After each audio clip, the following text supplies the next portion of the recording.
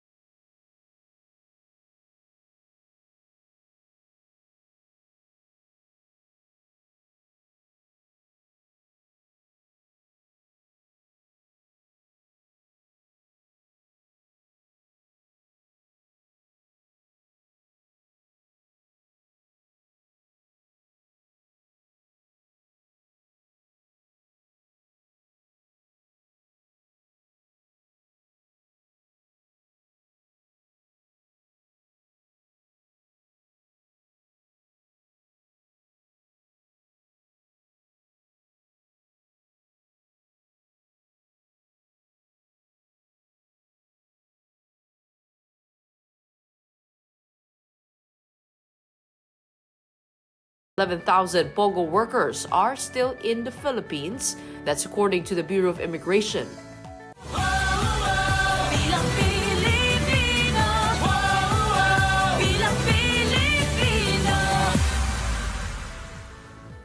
Welcome to our program Morning Matters, where we talk about the issues you need to know for the rest of your day. Now, first up on the agenda, former President Rodrigo Duterte hit back at President Bongbong Marcos during the proclamation rally of PDP Laban in San Juan yesterday. Former President Rodrigo Duterte endorsed the 9 senatorial candidates under PDP Laban during their proclamation rally in San Juan.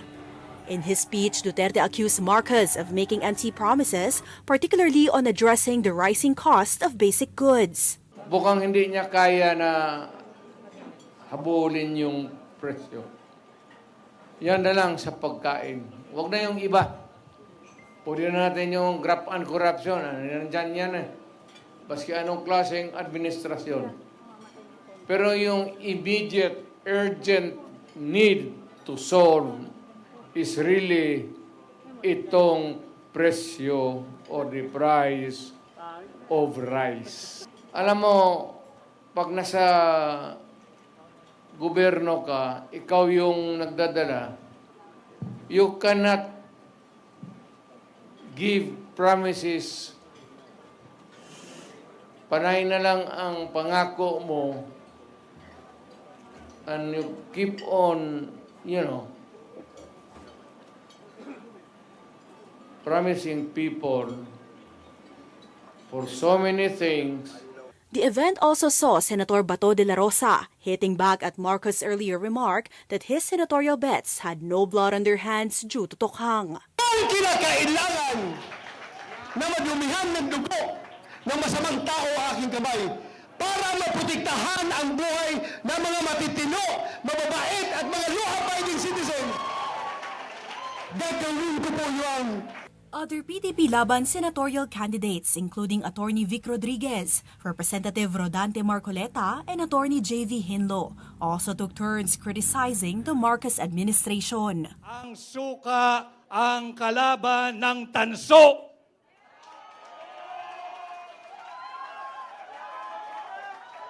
Ang suka ang kalaban ng pekeng ginto. Meron akong diploma at nakapagtapos ako ng abogasya. At higit sa lahat, meron akong certificate na nagpapatunay na ako ay isang ganap na abogado. Kaya ako ay natutuwa kung ito man ang Team Suka. Isa po akong proud member ng Team Suka. Alam natin kung bakit napakataas ng pangunahing bilihin sa ating bansa. Yung hindi kumakain ng suka, hindi nila alam yun. Gusto niyo ba na ma-impeach si VP Sara? Gusto niyo bang matanggal si VP Sara? Gusto niyo bang hihina ang PDP sa 2028? Gusto niyo bang labanan ang Dreaming Marcos sa 2028? Ipanalo niyo ang mga senador natin this 2025. The PDP Laban slate also includes Senator Bongo, Raul Lambino, Jimmy Bondoc, Philip Salvador, and Apollo Kibuloy. In the latest Pulse Asia survey, only Senators Bongo and Bato de la Rosa from PDP Laban have made it to the Magic 12. Amid impeachment and criminal complaints, Vice President Sara Duterte was seen in Japan. Duterte appears to be traveling and bonding with her sister Kitty Duterte. Now, this snap is one of many photographs Kitty posted on her Instagram and TikTok accounts. Sara flew to Japan on February 12 and will return to the Philippines come February 24. Meanwhile, Sara released a message of support for PDP Laban bets in the midterm elections. She said these candidates are, quote, karapat-dapat, tapat, at matyagang naglilingkod sa bayan. Meanwhile, more groups are urging the Senate to act on the impeachment proceedings against Vice President Sara Duterte. The Makabayan Bloc is planning a mass mobilization event along with other groups that filed the impeachment to pressure the Senate into taking action. Bayan Muna echoed the call, emphasizing that the Senate must begin the trial promptly as mandated by the Constitution, and that delays have no legal justification. While some House leaders support the call, they clarified that they respect the Senate's decision regarding the matter. When you say immediate, dapat agaran. You go out of your way para magawa agad if it's immediate. Yun yung forthwith. So in my opinion na that's what should be done. Kami naman dito sa House of Representatives, syempre, nire-respeto rin po namin yung jurisdiction nila. Pero dapat makinig din po siguro sila sa pulso ng nakakarami. Now let's talk about VP Duterte and the legal and political challenges she is facing. We have with us this morning Attorney Tranquil Salvador III, who is joining us via Zoom. He was a defense lawyer during the Corona impeachment trial. Magandang umaga sa iyo, Attorney. Good morning, Gretchen, and good morning to everyone watching you this morning. Attorney, there is a slew of issues surrounding the Vice President now. On one hand, there is the impeachment. On another hand, there is the NBI. There is the NBI recommending charges to be filed to the DOJ. Let's start with this debate over grave threats, because there seems to be that argument that there is that this threat made by the Vice President was conditional. In fact, former Justice Secretary Juan Ponce Enrile mentioned that no criminal charge could be made at this time because it is conditional. Your thoughts on that? Okay, let me share my thoughts on this. I will not directly address the statement of our esteemed presidential advisor, but let me just present to you what is grave threats, as provided for under the revised penal code for a better understanding. I think we have to take note that grave threats could be committed against a person, against his honor, against his property. And please take note that the subject of a grave threat is a crime. So it is a crime. And number 3, there should be a serious intent to commit the crime. Please take note that an intent is a condition of the mind. So that should be coupled with manifest acts. We cannot read the mind, of course, but the one of the requisites is serious intent. So therefore, the manifest act should be a reflection of the intent of the person who wants to commit the crime. The fourth one is, which is very important, is how the supposed victim would have appreciated or would have perceived the threat. So if it created upon the mind of the supposed victim fear, intimidation, as in this case, a threat to life, then they would say, probably yes. That is why it's very important for us to know the elements of the same. Now, some will say it was never in fact committed. That is the essence of grave threat. It was not committed, because if indeed the crime was committed, the person will have to be prosecuted based on the crime that was actually committed, if indeed it was pursued. That's how it is. These are the elements of the crime. Now, having said this, I think one of the things that they will ask would be, do you think grave threats have been committed? And do you think grave threats has been committed based on a video clip. Okay. Now, the challenge here for the investigators would have been, are there other evidence? Okay. So, as we know, the National Bureau of Investigation has actually forwarded a complaint to the Department of Justice. Let us have a better understanding of what this is. The National Bureau of Investigation has the power to investigate. In fact, any other crime, they have the power to investigate. Thereafter, after a sufficient investigation, and they're convinced that probably a crime was committed, they will forward it to the Department of Justice, the complaint. And the Department of Justice will now conduct a preliminary investigation. So it's not yet in court. They will conduct a preliminary investigation. And I think, as stated, and the Department of Justice recently issued a circular, they said for every person who is being sued for a crime, they will have to pass through. Okay? The prosecution will have to determine whether there is reasonable certainty of conviction. I will repeat, reasonable certainty of conviction, that is the quantum of proof for the department to decide whether to file it. And that is a prima facie case. This is relatively new. And I mentioned the elements of the crime because of this quantum. It is necessary for them to be able to be satisfied to file the case eventually. Okay, let me bring the statement of the Vice President back, just for people to remember what she actually said in that Zoom conference. Ito, ilalabas natin yung kanyang sinabi. Ito, may kinausap na ako na tao, sinabi ko sa kanya, pag pinatay ako, patayin mo si BBM, si Liza Araneta, at si Martin Romualdez. No joke, no joke. Nagbilin na ako, ma'am. Pag namatay ako, wag ka tumigil hanggang hindi mo mapapatay sila. And then he said yes. This statement was done through the medium of an online conference. Yes, yes. According to Article 282 of the Revised Penal Code, do you think this video would suffice as reasonable, prima facie evidence for reasonable certainty of conviction? And that's why I gave you. Now, I would like to be very clear. I'm not the Department of Justice. And I do not intend, I don't want intend to pass judgment and second guess them. That is what a lawyer should do, especially at this time when there are varying views on the matter. I think a lawyer will have to guide the public as to what it is, right? And you would want to hear what I have to say. But again, I will tell you, I'm not the Department of Justice, but trying to address that based on the elements of the offense, okay? And the public might be listening to us at this point. The question is now, was there an intent, to cause harm or a threat to cause harm? Yes. Number one, there was an intent to cause harm. Second, was it a condition? Because under Article 282, there is a condition. There is a condition of committing the threatened act. So there was a wrong, a crime, there was a threat. Now the question is, would that amount to grave threat? Some would say that it was taken out of context, right?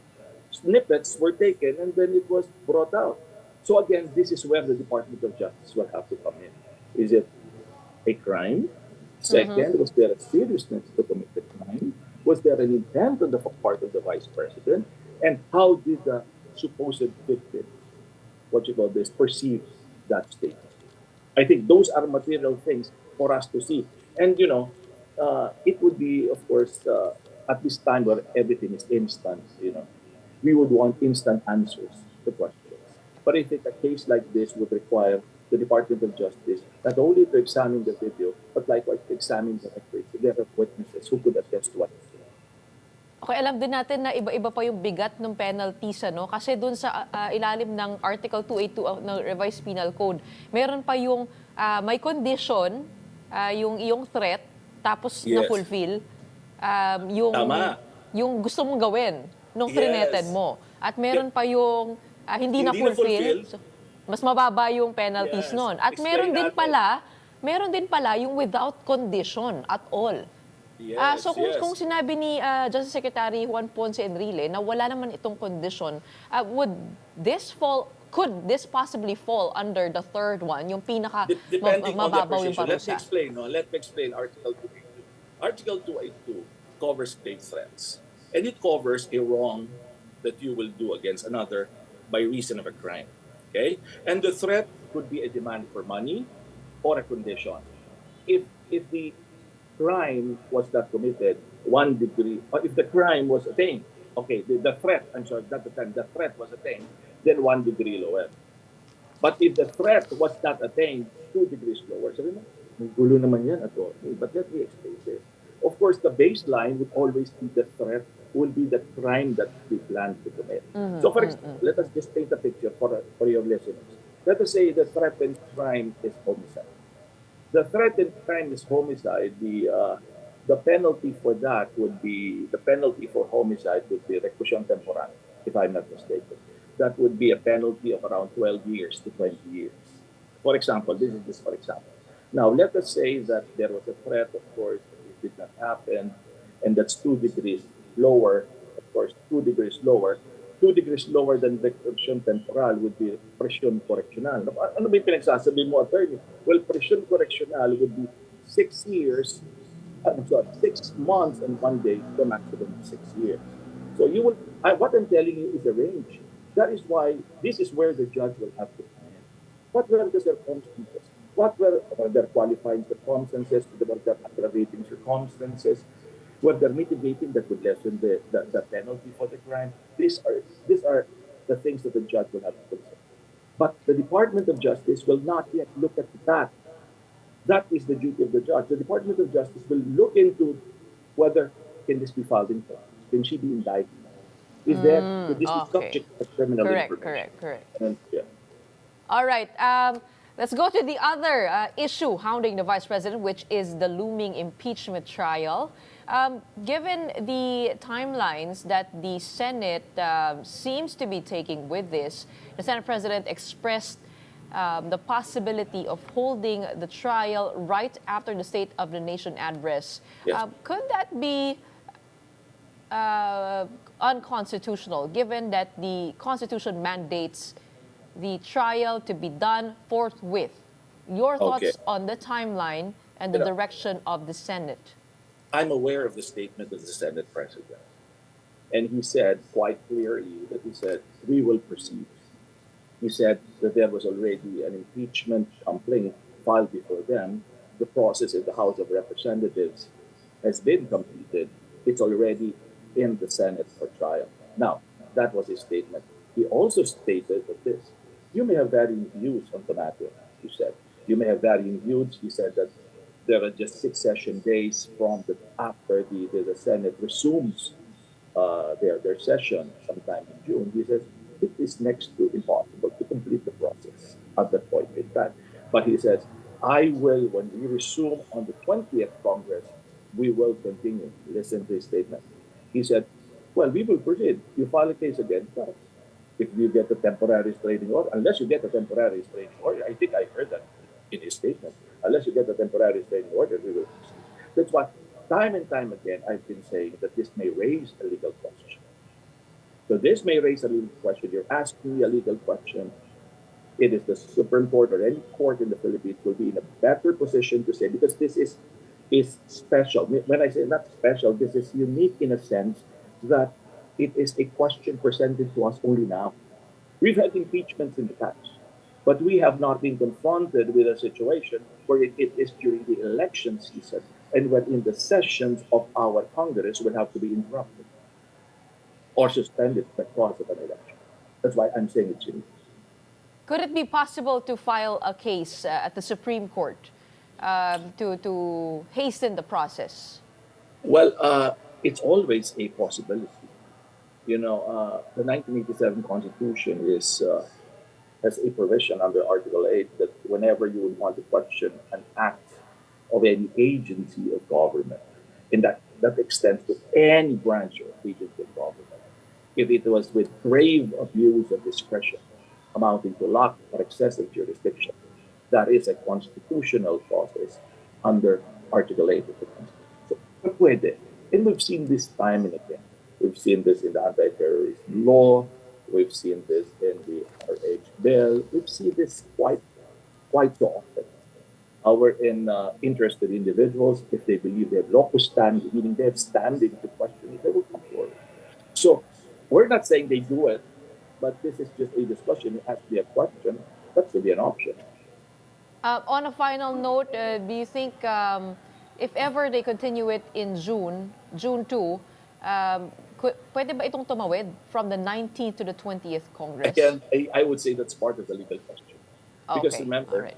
there has been there has been no instance of this kind of impeachment where it crosses from one Congress to another. That's why I'm saying this is something that they have to seriously look into. But the Senate has already spoken, and they will have to proceed, and that will have to be respected, unless, as he said, the Senate President said, "I Well, talk to as you." Senator Yes. Francis Tolentino pointed out, we are currently in a constitutional limbo. All right, thank you so much Yes, for yes. weighing in on that with us on the cases recommended by the NBI as well as the impeachment trial. We have Attorney Tranquil III. Thank you, Gretchen. Good morning to everyone. All right, coming up, more than 11,000 POGO workers are still in the Philippines, as according to the Bureau of Immigration. And that is despite the POGO closures and deportation order. Don't go away. We will be back with more stories after the break.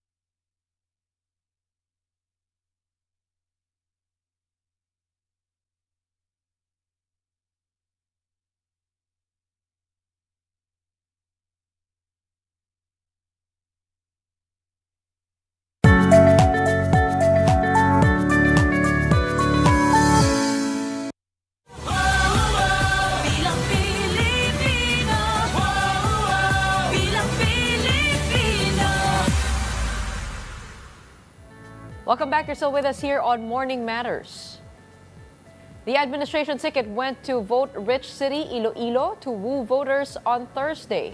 The Alyansa para sa Bagong Pilipinas bets defended their sponsor, President Marcos, from accusations that he's resorting to negative campaigning. Recall that during the party's kickoff in Lawag, Marcos denigrated their opponents over Tokhang or the drug war, formally, and the pivot to China. He was merely stating facts. Sabi ko nga, speculation ito.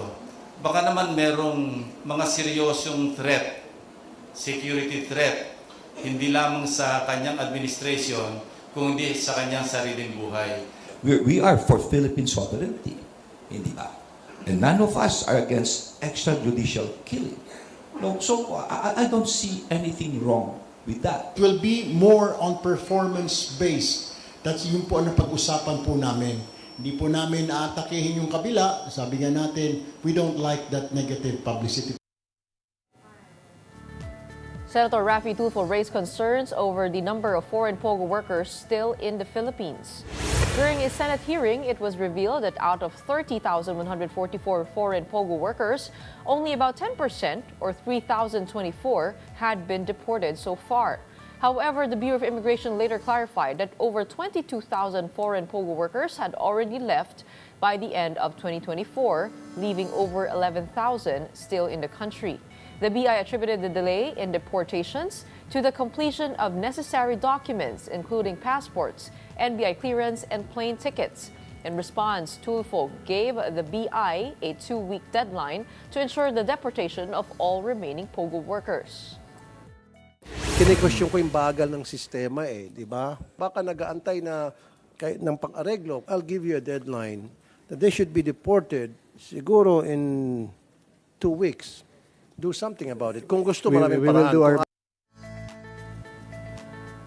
The Philippine Coast Guard vessel BRP Cabra successfully drove away the Chinese Coast Guard vessel CCG 3304, which had approached within 43 nautical miles off Bolinao, Pangasinan. Using exceptional seamanship, the PCG pushed the Chinese vessel to 101.44 nautical miles off Bani, Pangasinan. Another Chinese vessel, CCG 3103, later arrived in the area but was also confronted by the BRP Cabra. The PCG continues to patrol the Philippine Exclusive Economic Zone, or EEZ, to assert the country's maritime rights and prevent illegal foreign activities. Meanwhile, former COVID-19 Task Force Chief Implementer Vince Dizon has been named as the new Transportation Chief. Gerard de la Peña with the details.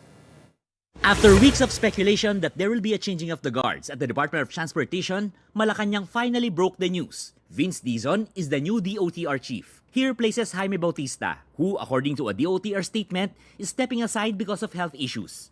Bautista's resignation takes effect after office hours on February 21 to give him time to fulfill prior official commitments. According to Executive Secretary Lucas Bersamin, the Office of the President has given Dizon the go signal to coordinate with Bautista's team for the transition. The new DOTR secretary has been in government service for more than 2 decades. Dizon's last posting was as president and CEO of the Bases Conversion and Development Authority, which played a major role in the Build initiative of the Duterte administration. Prior to that, he was the presidential advisor and deputy chief implementer of the COVID-19 task force, also during former President Digong's term. Immediately before his appointment as Transportation Secretary, Dizon was with the private sector. He is coming in after Bautista's 32-month stint at the DOTR that had its share of controversies. Perhaps the most notable was a breakdown of CAAP's air traffic management system on New Year's Day in 2023. This resulted in the closure of the entire Philippine airspace, delaying all flights and causing mayhem at the NAIA. But there were also major wins in the transport sector under Bautista's watch. NAIA was privatized and is now under the stewardship of San Miguel Corporation, while the much-contested PUV modernization program was also implemented. Still, Manibela Chairman Marvel Bueno believes Bautista's resignation is proof they were right all along about the PUV modernization program. Manibela has called for Bautista's resignation for months. Valbuena also says he hopes to have a dialogue with the new Transportation Secretary soon to talk about their group's issues and suggestions. On the other hand, the Passenger Forum acknowledged that while they oppose some of Bautista's policies, his time was marked with progress too. For instance, his decisive action in preventing the closure of the EDSA busway. They hope that the new younger Secretary Dizon will bring with him fresh perspectives. and urged him to prioritize meaningful reforms and move beyond car-centric policies to resolve the transport crisis. But Transport Group is Tony skeptical. It claimed that Dizon was behind the eviction of thousands of Aitas in Tarlac when the new Clark City was constructed during his time as BCDA chief. For News 5, Gerard de la Peña, We Are One News. In sports, the UAAP Season 87 men's and women's volleyball tournament kicks off this Saturday, February 15. Competing teams from 8 universities gathered in a press conference on Thursday. First to face off in both the men's and women's division are the UE Red Warriors and the UP Fighting Maroons. The first serve will happen at the Mall of Asia Arena. Very exciting actually, and looking forward kasi lahat po ng schools ngayon mukhang ready to face the UAAP Season 87. It's a matter of fact lang kung paano or how confident we are every game. Yung in-adjust po talaga namin is yung connection inside, lalo na ang daming pong seniors before na nawala. So we have to rebuild everything talaga. When we return, let's talk about genealogy and political dynasties with content creator Mighty Magulang, Mona Magnovelus. Don't go away. Morning Matters will be back.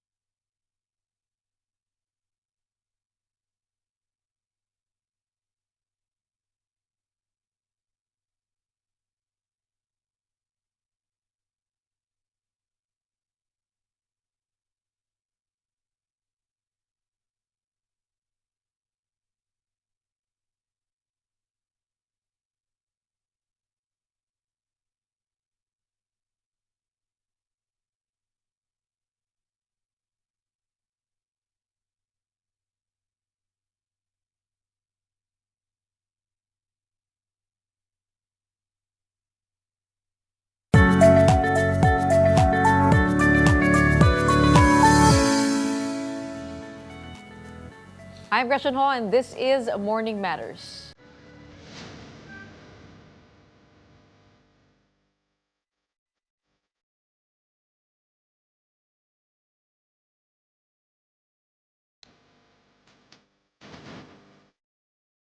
Joining us in the studio today on Valentine's Day is an autism inclusion advocate, a self-proclaimed history geek, very much known for her videos on genealogy. Please welcome Mona Magnovelus, popularly called Mighty Magulang. Hello, welcome to Morning Matters. Good morning, Gretchen, and good morning to everyone. A very interesting hobby you have on TikTok. I mean, these are long videos, you tracing the histories and the relatives of very popular families in the Philippines. I mean, how did you get to this?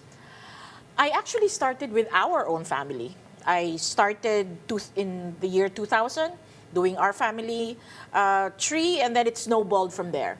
I was successful. I got to do it for other families, and during the pandemic, I got bored and I started doing it on TikTok. Now, we wanted to have you here because we do know that families have been on the headlines lately, particularly political families. And now more than ever, political dynasties are being talked about. It seems to be a recurrent theme in Philippine politics. I wanted to find out the patterns that you've been seeing studying all of these popular families. Actually, sinabi nga ni Ben Tulfo nung isang araw na hindi daw sila political dynasty dahil wala silang baluarte. I mean, what is your definition of a political dynasty? But I'd like to preface this by saying I feel that public service is something that is grown in the home. It is something that families kind of gravitate to because their ancestors or their parents were also public servants. Back to the question of what is a political dynasty. In the law, actually wala pa tayong law, but there have been drafts of anti-political dynasty laws. And those laws define dynasties as relatives, I think up to the fourth consanguinity, so 4 steps away for an apo and a lolo, for a pinsan. All of those are within a political dynasty inclusion criteria. Pero ang nagde-define po, hindi yung baluarte, but when they serve together to a point that it can create conflict of interest, it can prolong the family's hold on to power, and it can influence the normal course of government. Pero kasi usually, tama nga po kayo, it is grown in the home, interest in public service, in politics. Nai-imbibe yun dahil kung nakakwento ni tatay, nakakwento ni tito. Sa inyong pag-aaral, ano yung unang-unang pinakamatagal na political dynasty o pinakamalaki na political dynasty dito? Marami sila. Anong unang home yan? Alam mo, ang dami. Like, even from the time the Spanish started creating encomiendas and we started having cabeza de barangay or gobernadorcillo, meron na po tayong mga political families that can connect up to that point. Napakarami nila. And I was telling you earlier, I wanted to do a series on political dynasties last year. And na-depress po ako. Bakit? Dahil ang dami masyado. They're about, in my, in what I've read, like 200 of them are called political dynasties today. About half of them can connect their roots up to the first Philippine Assembly. Ganun po kalala. And when you parallel that with all of the academic studies on the effect of political dynasties, lahat po sinasabi sa atin na it is bad for politics, it is bad for the economy, it is bad for those parasocial relationships that the electorate develop with the candidates. So it's bad on so many levels, pero we're still there. Andun pa rin tayo. And then we complain kung bakit hindi nag-iiba ang sistema ng gobyerno. But we still gravitate to the familiar surnames. Do you think what we're seeing here in the Philippines is unique to us, or is it also very much around the world, in the democracies around the world? Or sa atin yan dahil sa ating history na sinakop tayo ng Espanya at nanggaling doon, close nitong family. Also, the other side of it is you need resources, you need connections to win, you need people around you to win, yung winnability ng kandidato. Sa inyong pag-aaral, I mean, is it because our democratic institutions are weaker than others, or nakikita mo rin sa ibang bansa yun? I think we are, in our constitution, we do have an anti-dynasty provision. But it is against the interests of those who are going to draft the law to actually pass it. So from 1986 up to now, wala pa rin tayong anti-dynasty law. And if you compare ourselves with, for example, Indonesia, I think parallel lang, parang pareho lang. But in other countries, European countries and in the US, what I am seeing more of are political legacies. So I want to differentiate that with a political dynasty. Kasi in the case of political legacies, meron silang ancestor, magulang, kapatid, or whoever, na nag-serve din, pero hindi sila sabay. Hindi nagkaroon ng conflict of interest. Okay. Hindi nagkaroon ng possible collusion para mag-influence ng nangyayari at that time. It will be difficult to define, no? Up to which consanguinity pwedeng tumakbo at kung kailan at yun na nga, no? I guess siguro dun sa ibang, yung political legacy, kumbaga parang sige siya muna, tapos pagka ako na. Or si diba? Lolo, like Okay. a good example is Chel Diokno. Chel Diokno is a political legacy.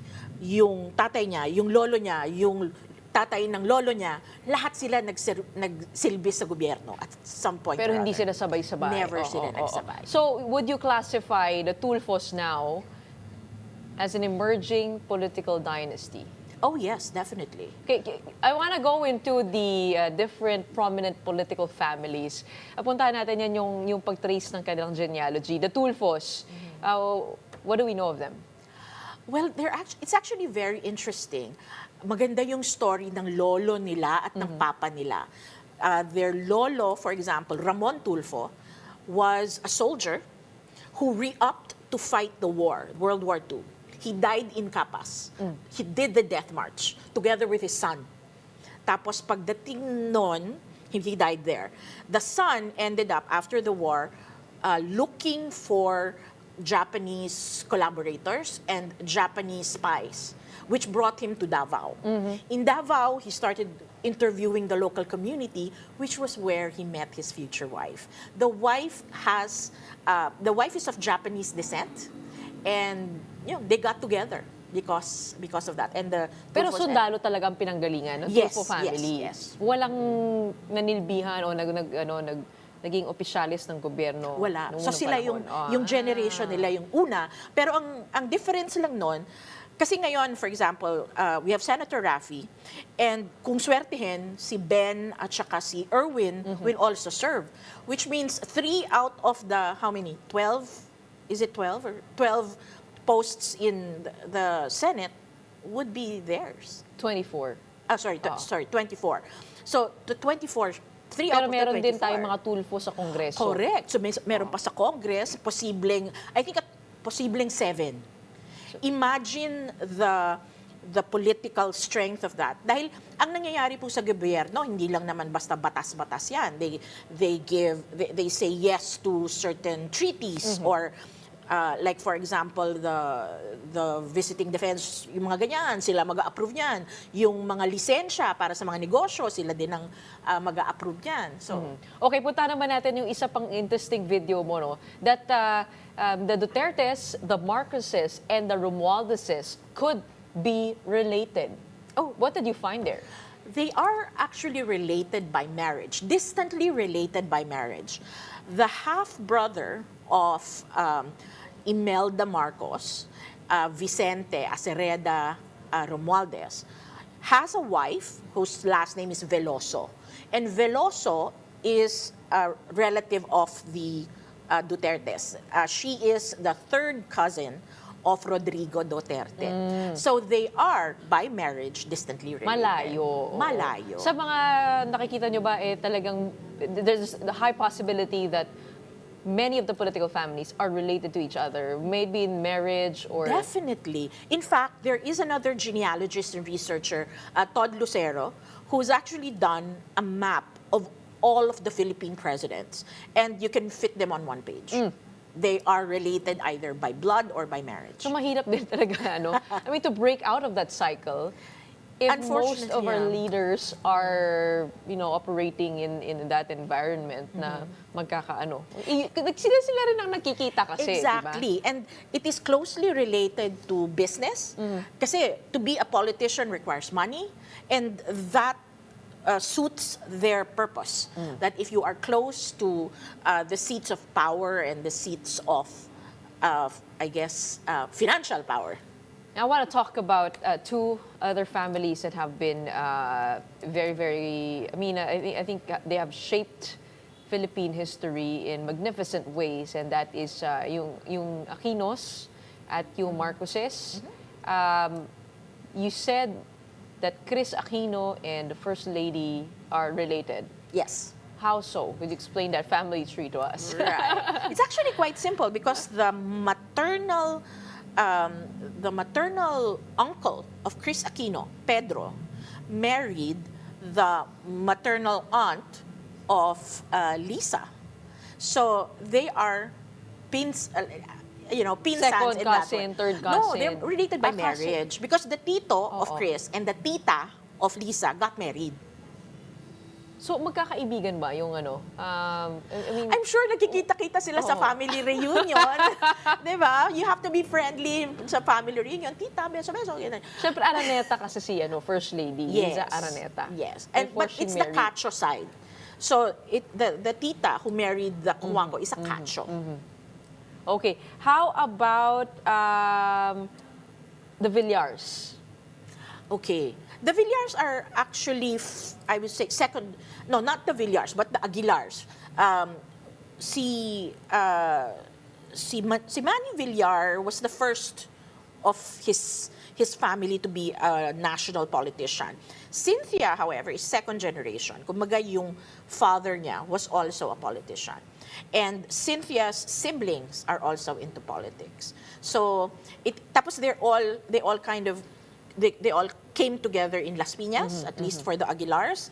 And for a national level, of course, we know that many of Manny Villar's children and also in-laws are in politics. I remember you also saying in a video that the Dutertes, contrary to popular belief, they're not actually outsiders of the political realm. Yeah, that's right. In fact, the father of Rodrigo Duterte came from a long line of politicians in Cebu and Danao and all of that. And they married into other political families and political dynasties. So they are connected to so many areas within Visayas and Mindanao. How did you trace all of this? I mean, it must be really difficult work. Well, we are very lucky because we have the Freedom of Information law, where historical documents are something that we can access if we know where to look. So there are online resources like Family Search, Ancestry.com. There are crowdsourced websites like Genie.com. But of course, nothing beats the good old research, going to the library, going to the National Archives, and looking for... And you do that yourself? Oh, yes. I do. How many hours do you spend? It depends. It depends on the profile. There are some cities, there are some towns that have that we can find really old documents easily. But there are some, for example, Iloilo, where my father is from. As in, it was bombed during the war.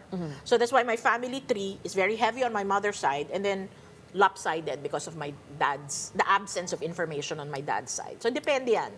Okay, so mamaya we'll talk about how to find your own genealogy and probably some love matters as it is Valentine's Day and you're my date for this morning. But all of that and more when Morning Matters returns. Keep it here on One News.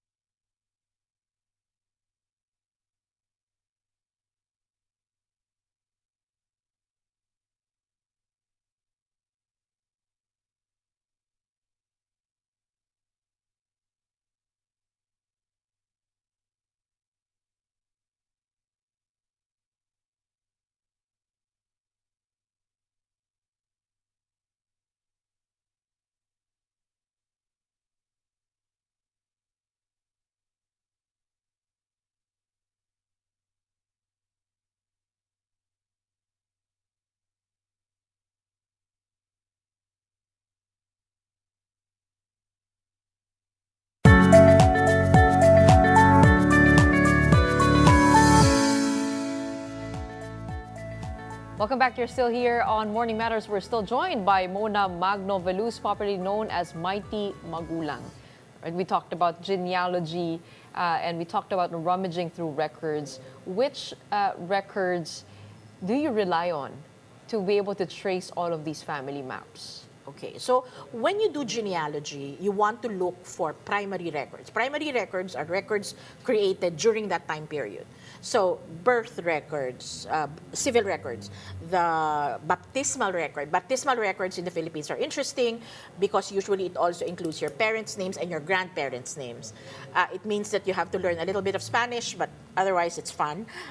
We also use marriage records and death records.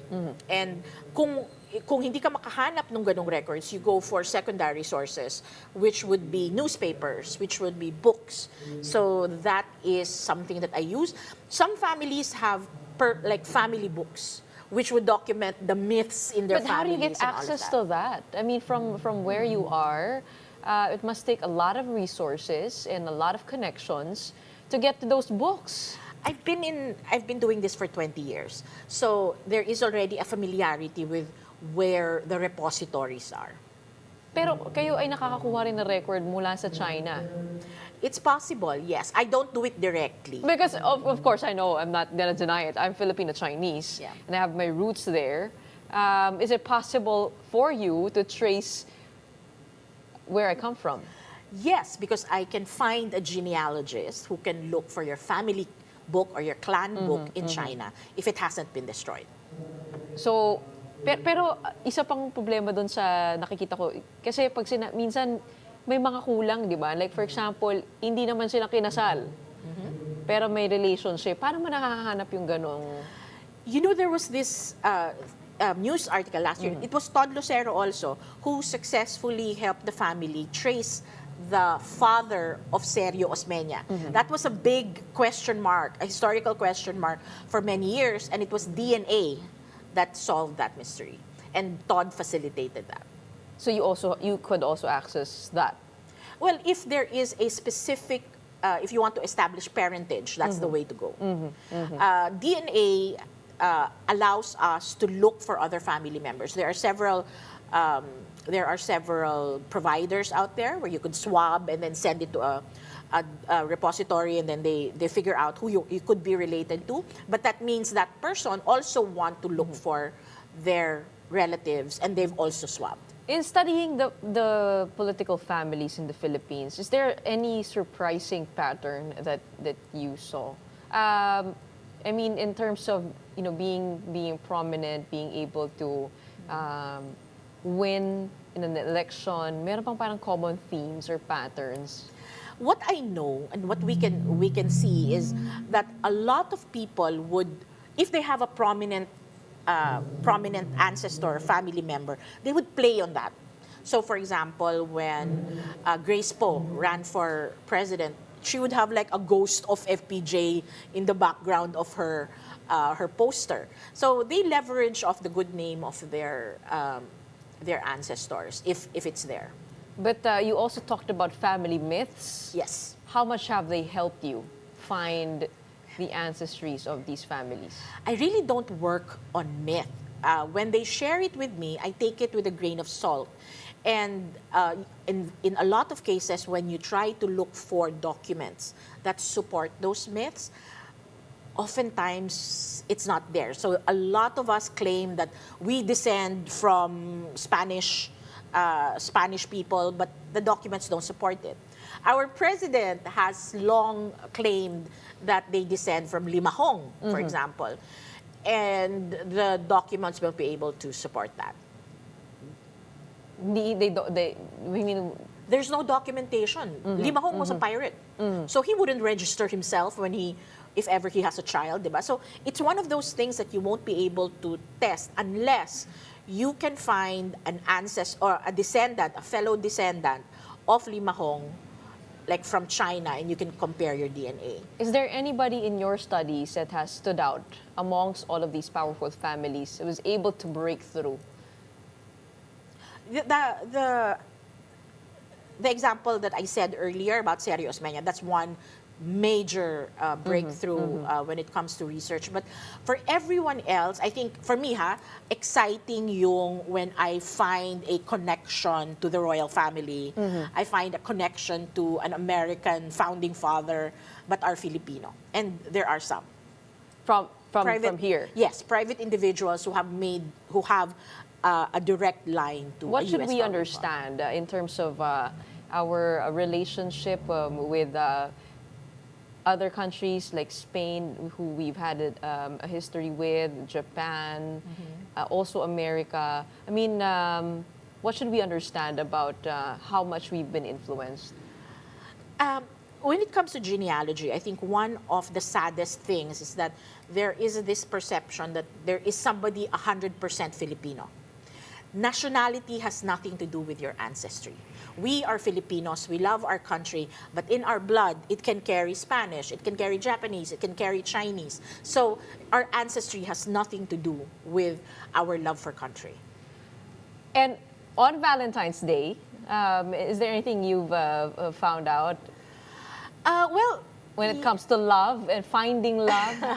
I guess in connection then with the politics and the theme of the day, there are families who have been fighting like for a long time. My example would be the Marcoses and the I'm sorry, what's his name? Marcos and I forget his last name now. But yeah, one of the apos of Marcos, Mike, married Cara, who is the apo of his political rival. And I think at the end of the day, even if you fight over politics, even if it's election season and fighting is the way to go, love can still conquer all. So meron pa rin mga intermarriages. Yes. How difficult would it be for us to have a stronger democracy and to actually fight political dynasties? Do you think it's possible in our lifetime? Or, I mean, according to what you've studied, it really is part and parcel already of Philippine politics? Actually, the tips that you have for somebody who has been sawi in love is also the same as the tips you would tell the electorate when they're voting. Like, if they put you, if they let you down already, huwag kang bumalik, di ba? You deserve someone better. So, go down that road. Pwede ba akong magpa-trace ng aking history and roots? If our viewers are interested in doing that, how do we even start? Well, it is a very engaged process. So personally, I only do institutional clients and I only work with foundations and companies. But there are a lot of genealogists that you can find online. They have Facebook pages and you can reach out to them and ask for a quote depending on your objectives. And how do you think this could help us learning our own genealogy? You know, it's the individual who will tell you why they want to do this. For some, they want to know if they can apply for dual citizenship in Spain. There are some who just need to understand where they came from because it is something that is always, I think, at the back of our heads. Maybe we're too busy to think about it, but sometimes when you're retired na and you have nothing else to, jump into, genealogy is one thing people go for. Actually, minsan iniisip ko nga ako kasi yung lolo ng dad ko ay galing sa Guangzhou, China. But my mom has roots in Filipino and Spanish roots. So sometimes I think about tracing those lineages to be able to understand where you come from, what influenced you, and I guess to complete your sense of identity. Yeah, and I recommend that you DIY. When you do it yourself, it is cathartic. It actually helps you. The first place that we should go to is FamilySearch.org. FamilySearch.org, and then right after that, it will lead you to the right direction. Okay. I hope we also have that for love, right? Yeah. Just go type into a website and it will lead you into the right direction. Thank you so much for joining us today and being my date on Valentine's Day to know more a little bit about the families that surround us, maybe political, or those just around us, and how much they've influenced Philippine society, and how love plays a factor in the building of those families. We have Mona Magnovelus, popularly known as Mighty Magulang, on Morning Matters on this Valentine's Day. And before we go, I would love to end the program with this quote from Maya Angelou. Love recognizes no barriers. It jumps hurdles, leaps fences, penetrates walls to arrive at its destination full of hope. Gaya rin po yan ng aming ginagawa sa pagbabalita. Dito, talagang yun ang nilagay nila, kasi trabaho na lang ang ating minamahal. A happy Valentine's Day to everybody watching us on Morning Matters. And that is it for today's episode and this week's edition